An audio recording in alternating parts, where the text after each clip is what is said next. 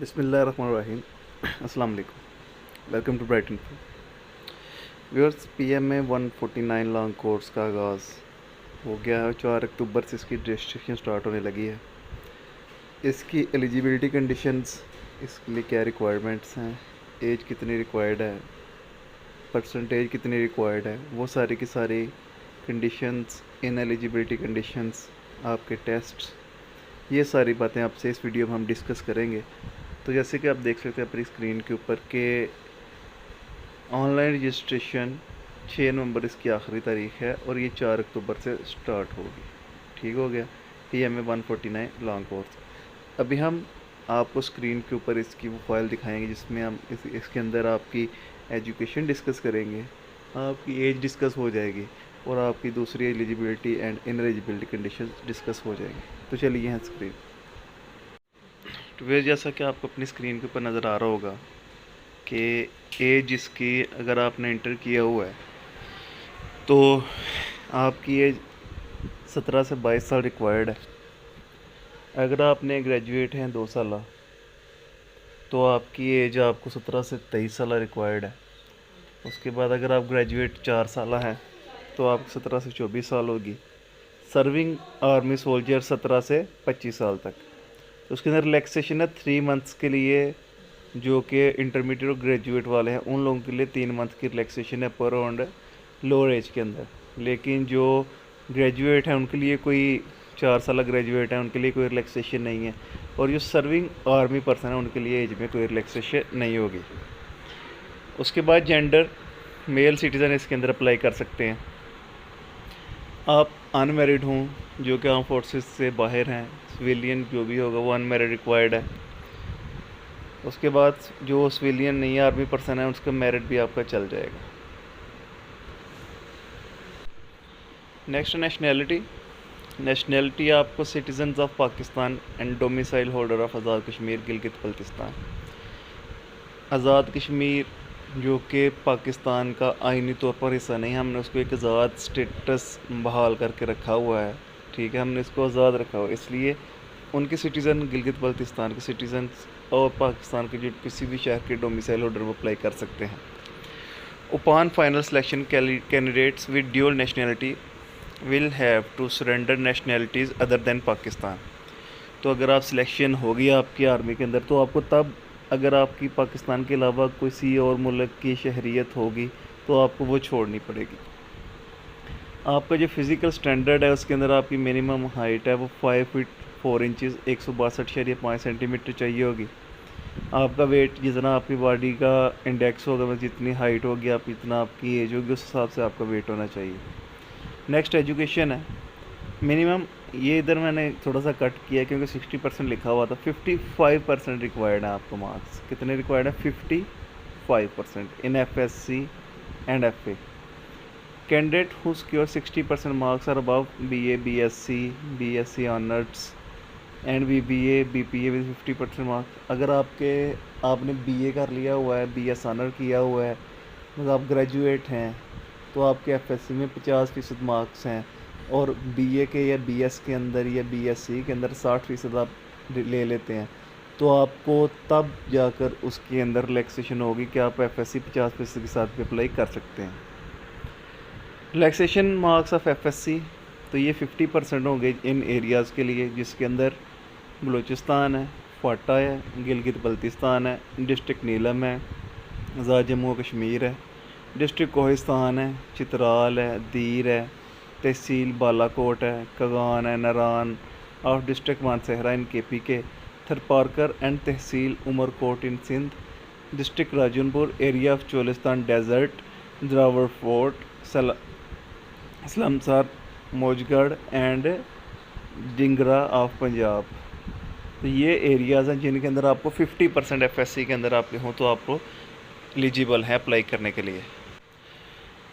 उसके अंदर अगर सर्विंग आर्मी पर्सन है तो आप 50% के साथ अप्लाई कर सकते हैं। Verification of marksheets, candidates not issue certificate और possession of duplicate revised marksheets, certificates of metric, intermediate, BA, BSc must get a verification certificate signed by a secretary controller examination of concerned board or university। तो इसमें बात हो रही है आपकी सनद की, ठीक हो गया।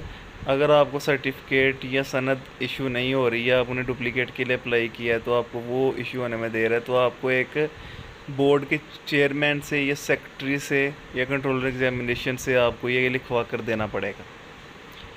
ए level candidates applying in Pakistan with aggregate of 60% marks are eligible without seeking equivalence certificate. मतलब आपने ए लेवल किया हुआ है तो आपको इक्विवेलेंस सर्टिफिकेट की ज़रूरत नहीं है। अगर आपके नंबर 60% या 55% एक्वेयर कर लिए हैं तो आप लोग एलिजिबल हैं अप्लाई करने के लिए। अब वो लोग आते हैं जो कि अप्लाई नहीं कर सकते, तो उसके अंदर सबसे पहले ट्वाइस रिजेक्टेड बाय ISSB। तो जो बंदा 2 दफ़ा ISSB रिजेक्टेड है वो नहीं कर सकता। Twice screened out by ISSB, 2 दफ़ा ISSB स्क्रीनड आउट हो चुके वो नहीं कर सकता। Tested with in 4 months gap of previous appearance in ISSB, मतलब 120 दिन के गैप के अंदर अगर आपका ISSB तब नहीं आप अप्लाई कर सकते। अगर आप किसी सर्विस से रिमूव किए गए हैं, डिसमिस किए गए हैं, तब नहीं अप्लाई कर सकते। किसी आपको कोर्ट से सज़ा हुई है तब आप अप्लाई नहीं कर सकते। अगर आपको अपील मेडिकल बोर्ड ने आपको अनफिट करार दिया हुआ है किसी भी फोर्सेस का हो, तब भी आप अप्लाई नहीं कर सकते। Declared medical unfit due to hepatitis B-C, तो वो भी आप अप्लाई नहीं कर सकते। Withdrawn from any bounded army forces college institution on disciplinary grounds, अगर आपने डिसिप्लिन तोड़ा है, किसी फोर्सेज से आपको निकाला गया किसी इंस्टीट्यूशन से, तो आप अप्लाई करने के हल नहीं हैं। विड्रॉन, डिस्चार्ज, रिजाइंड और purchase of commission from any arm forces training institution, तब भी आप लोग अप्लाई करने के हल नहीं हैं। टेम्परिंग ऑफ एकेडमिक सर्टिफिकेट्स, मतलब आपने अपने सर्टिफिकेट्स में झूठ बोला तब भी आप अप्लाई करने के जाली संदेह होती हैं जो उसके लिए। तो नेक्स्ट है जी प्रोसीजर रजिस्ट्रेशन सेंटर के अंदर। तो सबसे पहले आपने www.joinpakarmy.gov.pk पर भी जाके अप्लाई कर सकते हैं, या फिर आप अपने सिलेक्शन सेंटर नज़दीकी हैं जो उधर जाके भी अप्लाई कर सकते हैं। उसके बाद है registration at army selection and recruitment centres. The candidates may report at nearest ASNRC for registration, allotment of roll number along with necessary documents mentioned in para 6 and the prospectus fee for completion of registration formalities। अगर आप उधर जाएंगे तो आपको ये सारा करना पड़ेगा। शेड्यूल ऑफ रजिस्ट्रेशन ये आपका 4 अक्टूबर से लेकर 6 नवंबर तक होगा। उसके बाद है TCC candidates who apply in PMA longers will also considered as repeater candidates। इसका मतलब ये है कि अगर आपने टेक्निकल कैडेट कोर्सेज का ISSB दिया है, उधर से नॉट रिकमेंड हुए हैं, तो आप PMA लॉन्ग कोर्स का इनिशियल टेस्ट नहीं देंगे, आपको रिपीटर कंसिडर किया जाएगा, फिज़िकल और मेडिकल होगा। रिपीटर कैंडिडेट्स वो चीज़ें उसके बाद है written intelligence test. Written intelligence test के अंदर आपको will be based on multiple choice question from English, math, Pak study, Islamiyat, general knowledge. कितनी चीज़ें होंगी? इंग्लिश होगा, मैथ होगा, पाक स्टडी, इस्लामिया, 5 आपके सब्जेक्ट के अंदर से आपका एकेडमिक टेस्ट होगा। और उसके बाद आपका वर्बल होगा, नॉन वर्बल होगा। फिज़िकल आपको चाहिए 1.6 किलोमीटर आपने रनिंग करनी है 8 मिनट्स में। पुशअप्स हैं, 15 रेपिटेशन, सिटअप्स हैं, चिनअप्स हैं, वो पुलअप्स इसको कहते हैं, डिच क्रॉसिंग हो जाएगी। उसके बाद जो सक्सेसफुल कैंडिडेट्स हैं उनका इंटरव्यू होगा। Further selection who selected ASR will called for ISSB test. जो मतलब सारी चीज़ें इनको पास कर लेंगे, सारे स्टेप्स क्लियर कर लेंगे, उनको ISSB टेस्ट देना पड़ेगा। उसके बाद ट्रेनिंग पीरियड है 2 साल का PMA के अंदर।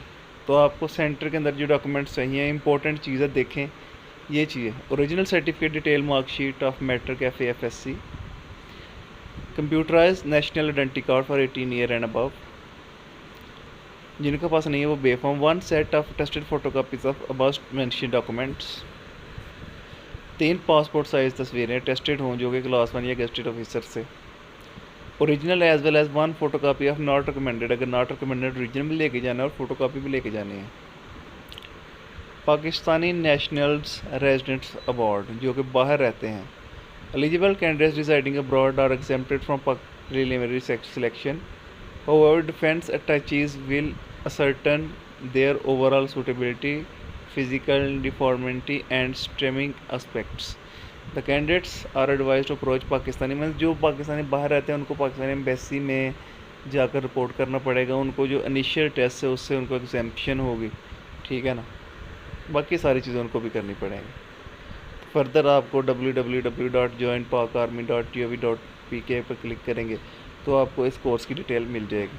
होप्स हो कि किसी किस्म का कोई क्वेश्चन अगर आपका बाकी नहीं रहता होगा, अगर रह गया हो तो आप उसको कमेंट के अंदर पूछ सकते हैं। हम पूरी कोशिश करेंगे कि आपको इसका आंसर दिया जाए। अल्लाह हाफ़िज़।